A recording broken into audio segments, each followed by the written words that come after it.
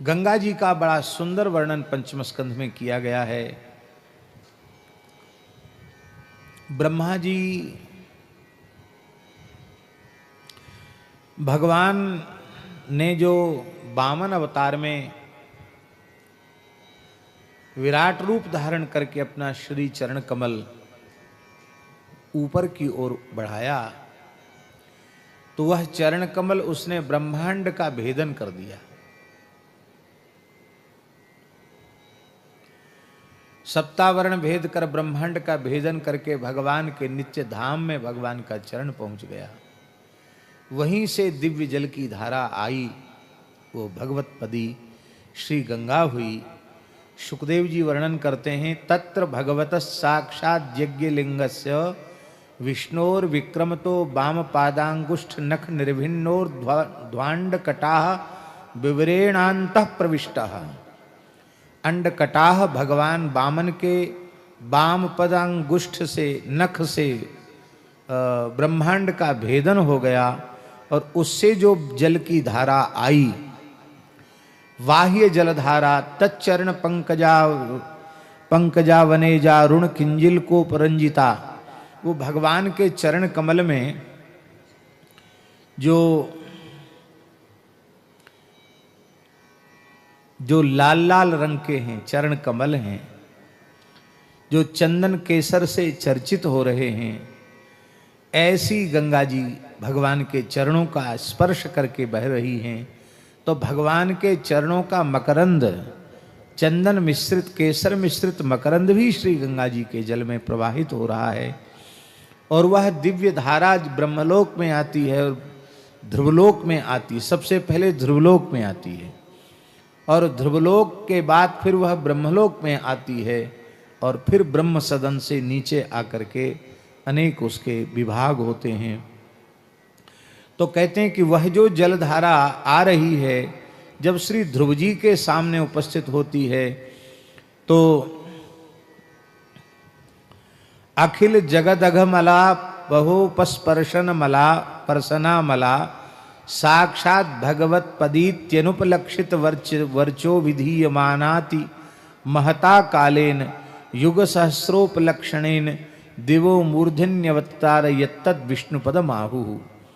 वही विष्णुपद है जहाँ ये गंगा जी ध्रुवलोक में उतरती हैं। इस ध्रुवलोक को श्रीमद् भागवत में विष्णुपद कहा गया। विष्णुपद माने ध्रुवलोक अलग से कुछ नहीं है, वैकुंठ का जो द्वार देश है उसी का नाम ध्रुवलोक है। इसलिए यत्तद विष्णुपदम आहु, ध्रुवलोक को ही विष्णुपद कहा गया। वहां विष्णुपद में जैसे ही गंगा जी पहुंचती है, हम लोग भी गंगा जी में गोता लगाते हैं कि नहीं, स्नान करते हैं, गंगा जी का दर्शन करते हैं, आचमन करते हैं।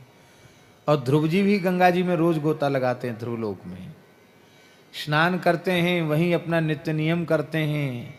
और कैसे गंगा जी का दर्शन करके वे विह्वल हो जाते हैं। सुखदेव जी कहते हैं, यत्र ह वाव वीरव्रत औत्तान पादि परम भागवतो स्मत कुल देवता चरणारविंदोदकम इति यामनु सवन मुत्कृष्यमाण भगवत भक्ति योगेन दृढ़म कृद्यमानांतर हृदय औत्कंठ विवशा मीलित लोचन युगल कुड्मल विगलिता मल वाष्प कलयाभिव्यंजमाना मान रोमा पुलक कुलकोधुना परमादरेण शिरसा विभर्ति। कितनी अद्भुत बात है। कहते हैं श्री ध्रुव जी महाराज औत्तान पाद ही, उत्तान पाद के पुत्र जो श्री ध्रुव जी हैं, जो परम भागवत हैं, ऐसे परम भागवत ध्रुव जी जब भगवती श्री गंगा जी का, भगवत पदी श्री गंगा जी का दर्शन करते हैं तो कहते हैं, अरे ये तो हमारे कुल देवता का चरणोदक है, उनके चरणों को छूकर यह जल आया है। चरणार विंदोदकम इति, ये चरणार विंद का जल है।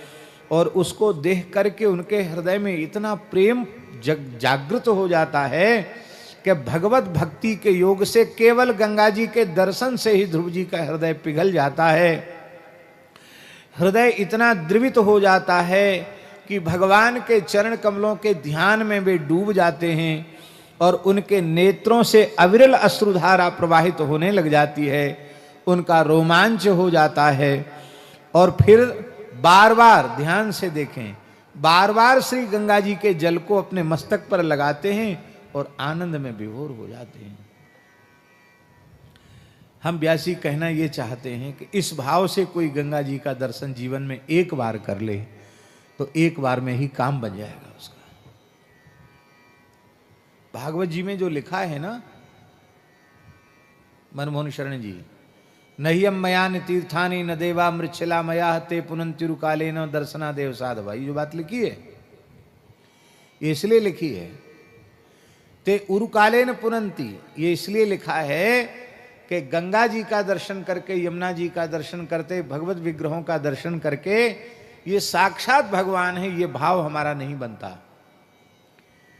तीर्थ के जल में जल, सामान्य जल की बुद्धि, और तीर्थों में विद्यमान जो भगवत विग्रह हैं उनमें मृत पाषाण आदि की वृद्धि की, लकड़ी के हैं, ये मिट्टी के हैं, ये पत्थर के हैं, ये सोने के भगवान हैं, ये अष्टधातु के भगवान हैं। तो भगवान का दर्शन नहीं करते हम लोग, जड़ पदार्थों का दर्शन करते हैं, इसलिए उरुकाले न पुनंती। पर ध्रुव जी जिस भाव से गंगा जी का दर्शन करते हैं, अरे दर्शन की क्या चले, इस भाव से कोई गंगा जी का स्मरण 1000 लाख योजन दूर बैठ करके करे, वह भी पवित्र हो जाएगा। गंगा जी कौन है? बहता हुआ ब्रह्म ही श्री गंगा जी है। देखो, गंगा जी अपने चरणों में निष्ठा रखने वाले के ऊपर कितनी कृपा करती है। आपके ही परिवार के श्री दीनदयाल जी जालान जी थे। बोलने का ढंग तो थोड़ा उनका अपने ढंग का ही था, अपने ढंग से ही बोलते थे वो, आप सब जानते ही। हमसे भी बड़ा प्रेम रखते थे, तो हमसे वो कहते थे, महाराज जी मैं 2 काम करता हूँ बनारस में रह के। कौन? बोले, तो जिस दिन बनारस पहुँचूंगा चाहे रात हो जाए, गंगा जी में गोता जरूर लगाता हूँ, और फिर विश्वनाथ जी जाता हूँ तो कहता हूँ ले कर लो मेरा दर्शन।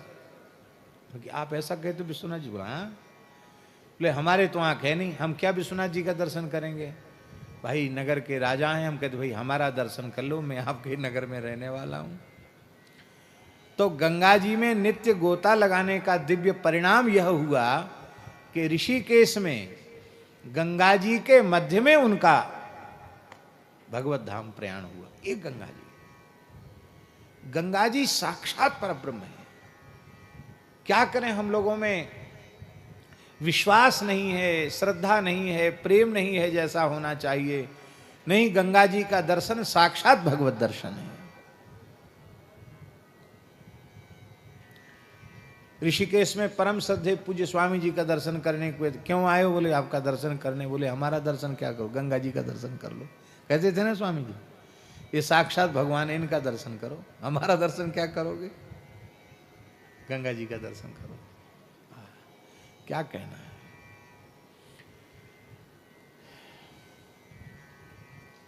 ध्रुव जी की गंगा जी के प्रति भक्ति इस ओर प्रायः सप्ताह कथा में दृष्टि नहीं जाती है, लेकिन यह एक अद्भुत बात है। इससे सीख मिलती है कि हमको भगवत दर्शन कैसे करना चाहिए, हमें तीर्थ का सेवन कैसे करना चाहिए। श्री यमुना जी क्या हैं? प्रेम विग्रह, रस विग्रह, श्री युगलवर श्यामा श्याम, उनका उच्छलित जो प्रेम है वही श्री यमुना जी है।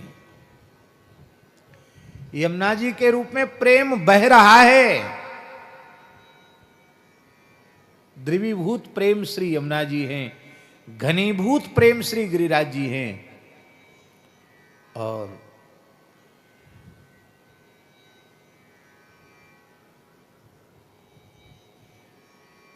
वृंदावन की लताएं पताएं वो भी विराजमान विद्यमान साक्षात प्रेम ही है, प्रेम का स्थूल स्वरूप है।